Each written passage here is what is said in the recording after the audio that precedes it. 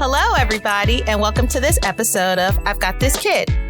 I'm your host, Sharina Williams, homeschooling mom of two, speech and language pathologist, and excited podcaster.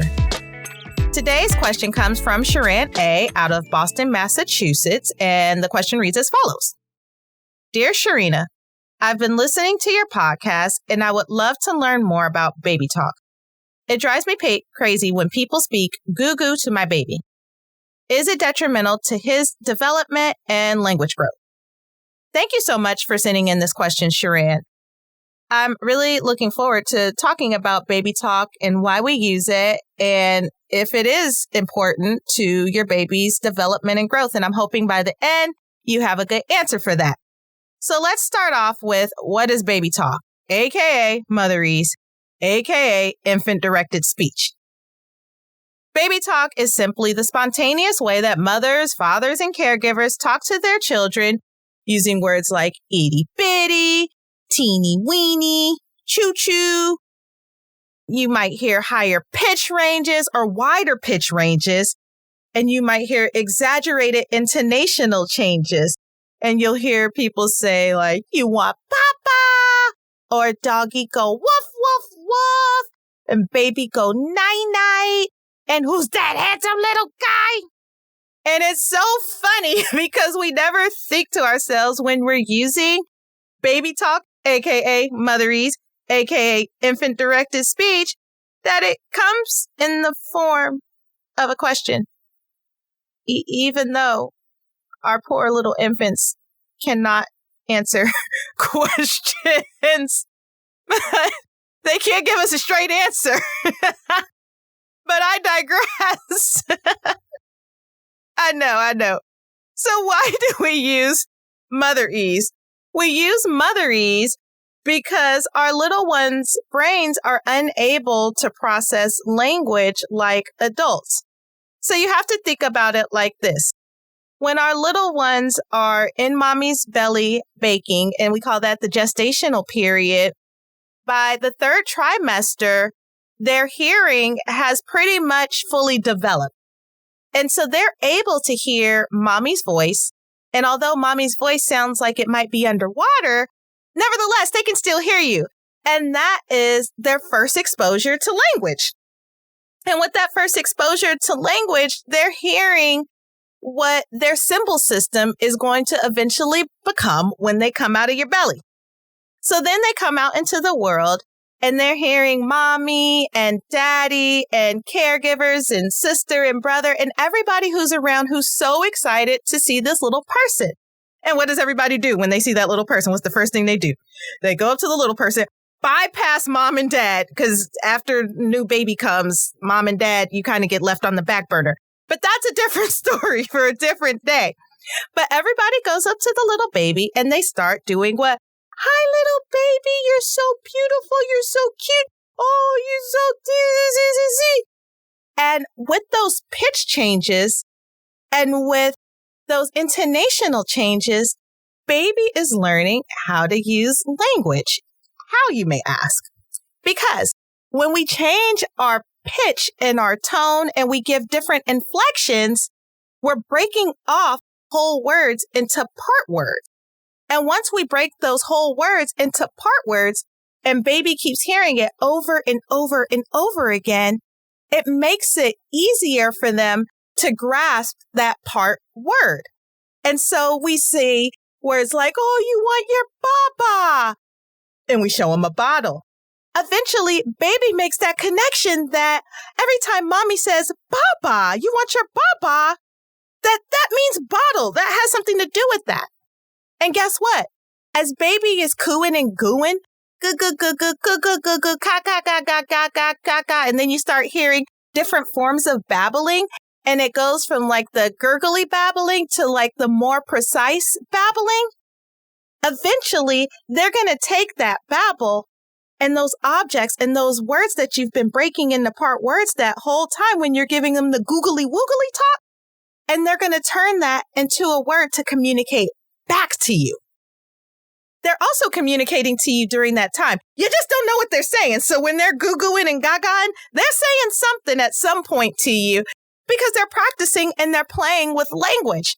That's why our little infants don't start off with their first words being like supercalifragilisticexpialidocious for a reason, because it's too much for them to grasp. But Baba and Mama and Dada and Kaka, that's a little bit easier for them to get at. And so with us using those smaller words, their brains are able to take that in and process it and then eventually return it back. Research has shown that they prefer using infant-directed speech over adult-directed speech. And did you know that there's even a doggy-directed speech? It's really a thing. I use it on my in-laws' dog all the time, and he loves it. He eats it up. When I talk to him normal, he doesn't really like it. But when I use doggy-directed speech, he loves it. But that has nothing to do with this. But I just wanted you to know that there is a difference. And just like infants enjoy us using the itty-bitty googly-woogly speech, adults enjoy for us to use normal conversational speech, the return, I talk to you, you talk to me. They enjoy that without the wider pitch ranges and the inflections, just as much as the doggies love for you to talk doggy talk to them as well. So, point 1 is that it helps them process language. Point 2 is that it teaches early social skills. So picture this. You have your little sugar in your lap, and your little sugar is looking at you and you're looking at him, and you guys are just admiring each other in that moment. And more likely than not, somebody's going to say something, because it's quite rare for two people to just stare at each other in silence. Even with babies, they want to say something. And so if they coo and goo at you, more likely than not, guess what? You're going to coo and goo back at them. And what's so cool about language and what's so cool about adults is that we innately change our speech and our tone and our rate to match what our infant is doing. That's part of the reason that it's baby talk, because we're helping them out by using their language, i.e. we're meeting them where they are, right? When we're using the googly wooglies with them, they can pick up on that. They can grasp that. And so what happens is they speak to us, or they make a sound at us and we respond to them. Or we initiate a sound or a word to them and they give something back to us. Usually we're looking face to face in each other's eyes when we're doing it. And it teaches them that I talk, you listen, you talk, I listen. And so there's nothing more magical than being able to just sit down and look at each other and hold your first conversation. So during that baby talk time, you guys are essentially forming your first conversations. Didn't even think about that, right? But you are. The third thing that it does is it establishes early listening and attention skills. So once again, you and baby are looking at each other and you guys are talking back and forth to each other. Oh my gosh, who's the sweetest little baby? You're so adorable. And the baby goes, ah, ah, ah, ah. I mean, I hope they make better sounds than I can. But while they're making those sounds back to you, guess what? You're modeling, listening, and attending. And then when you respond back to them, they're listening and attending to you. And so that reciprocity during that conversation is occurring, and it helps build up their attention. So the more that you're talking and looking at them and you're meeting them on their level, i.e. baby talk, using baby talk, the more that they're able to attend to you. Now, don't get me wrong. There's some babies out there to where you will use baby talk with them and they'll give you like straight face. When my daughter was an infant, oh my gosh, that kid, she didn't smile at me for 3 weeks. She would just look at me, and every morning I would wake up and be like, hi, how are you? Big old smile on my face. Did you sleep well? The whole 9, I'm pulling out all the stops, and this kid would just look at me. No smile, No flex, no muscle change, no nothing. It took her 3 weeks. I will never forget the day when she smiled at me. Best day of my life. My son came out. First 30 minutes, he was smiling. That's, no comment there. But I say that to say that some infants naturally are more responsive to baby talk, or they show more expression during baby talk than others. Nevertheless, the point is that using those smaller segments of words is more helpful for them to grasp that word and then try to speak it back to you at some point. And we usually expect that around 12 months for first words. Some kids talk a little bit earlier, anywhere from 9 to 12 months. I've heard it as early as 7 months. My daughter's first word was at 7 months. My son's was about 9 months. So it does happen, but you have to keep in mind, she's around a bunch of talkers, so they didn't have a choice but to talk. So it's not uncommon for them to grin or look at you. It's not uncommon for them not to grin and look at you. Now, the one thing that's funny, when I was looking up baby talk and motherese and just really trying to pinpoint the research behind it, the one thing I didn't find was anything on cognitive effect, like if baby talk had any impact on their thinking skills. And I wonder why not? And then I thought to myself, maybe that's a hard thing to measure at that point, thinking skills in an infant. How would you measure that? That's pretty variable. But we've learned that in general, motherese does have an impact on language skills, social skills, and early listening and attention skills. So by using motherese, you're actually helping foster those 3 areas of development. And so, thinking skills, you have to kind of leverage it out. Does it really matter when you're getting so much out of it?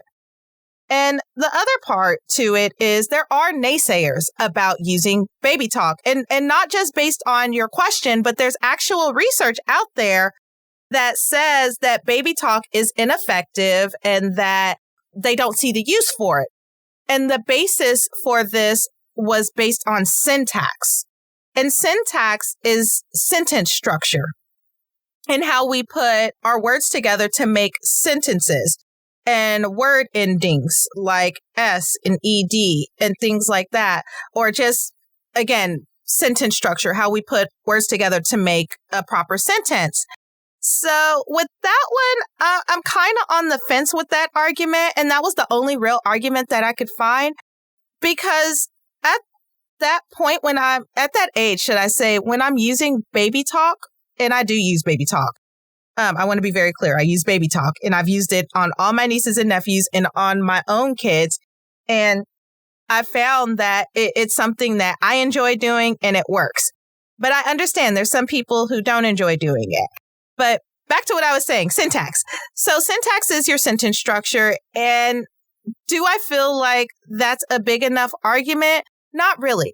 Because in most cases, you're probably using appropriate sentence structure. And I feel like that's something that you can teach by the time they get to toddler years. And also bear in mind that baby talk is something that is not going to last forever. It's something that you use initially just to get the ball rolling with early language, early social skills, and early attention and listening. And that's the reasons that I've been using it all these years. But there is a lot of research to back up that is the reason that you should be using it. However, once you get to a certain point, or once your infant gets to a certain point where they're starting to become more of a toddler and making that shift, then adults automatically shift their language to match their baby's language. So as an infant, you use baby talk. When they become toddlers, you're not really using baby talk anymore. It shifts more into what they're using, and you're supposed to add maybe a word or two more to help them continue to build their vocabulary. So at that point, that's where I'd really be looking at building sentence structure. And not only that, keep this in mind that not only is your baby learning from you, but they're listening to you and how you're using language. And the way that you're using language is the way that they're going to use language. So I really wouldn't be concerned about the naysayers. However, if you're not comfortable with using baby talk, I just recommend using shorter segments of words and of speech. Give them something they can reach towards, right? So I hope that makes sense. At the end of the day, I think that it is detrimental to their development and their language skills. Now, you don't have to use a bunch of goo-goos and cuckoos with them. You don't have to, and those are more like nonsense words. You can use normal words and use those same pitch inflections. And that's what I would do. Like, I never really was a parent to use a lot of nonsense words with the kids, but I would use words that I knew that they needed, that came natural to the environment, and that I knew that they needed in order to thrive and to learn. So, yeah, you should. But make it work for you. Like, you know who you are and you know who your baby is, right? And for you to even have this question at that point lets me know that you're on the right track as a parent, because you're already interested in learning what works best for you and your little sugar. And at the end of the day, that's all that really counts. So here are my tips of the day. Don't be afraid to get undignified with your baby. Now, I know. 10 seconds ago, I said use motherese or not. But my point is always use what works best for you, while at the same time, don't be afraid to just let your inhibitions go a little bit. Your little sugar only has one time to be your little sugar, and you only have one time to kind of let your inhibitions go and be everything that they need you to be during that time. And it's for the right reason. Motherese is a beautiful way to bond with your little one, and it's also a wonderful way for other family members to bond with them. So if they are using the goo-goos and the cuckoos, just keep this in mind. They're trying to bond with your little sugar just as much as you are. And even if it's people in the store, if it's not family members and it's people out in your community and you're at Target and you're in the line and somebody starts doing that to them, people just love babies and they're going to do it irregardless. I don't think that, the nonsense words are going to hinder your little sugar's growth and development. If anything, think about it like this. It's a social moment for your baby. It's a moment for him or her to learn the world around them, right? And so that's really important. And number 2, use your best judgment when using motherese. With intention, you can teach your little one about the world around them using this method of language. You want your baba? It's time to change your diaper. It's time to go night-night. Here's your blankie. Those are all words that they're going to need to know, and at some point they're going to need to use. And so if you use it in the simplest form of language, and once they start imitating that, then you can start using that full word with them. Now we're past blankie, and now it's, time for blanket. Okay, let's get your blanket. They might still be using blankie or saying blankie when they get to that point, but you can then start using blanket. So just think about it as a stair step. Every time they imitate something that you're doing, you can take that next step and give them a little bit more, because they're going to continue to imitate what you show them, right? And number 3, remember, our little sugar's brains are still forming. Like, that's key here. We use baby talk because their brains are still forming and they can't keep up with adult speech. It's not something that they can do at this point developmentally. So again, if motherese isn't your thing, just try to use simpler language with them. And it's most important to me that you're getting face-to-face with them and using some kind of language with them and giving them that social interaction and building up their attention and learning skills, because they're learning from you and they're learning from your family. So I hope that answers your question about motherese, aka baby talk, aka infant-directed speech. And please, listeners out there, do not hesitate to reach out and ask your questions. The email address is questions@I'veGotThisKid.com. Also check us out on Instagram at I've_got_this_kid. We would love to hear from you, and follow us too. And with a few tweaks every day, you too can maximize your child's speech, language, and play skills. Are you ready for the challenge to step into amazing play? Take care, guys.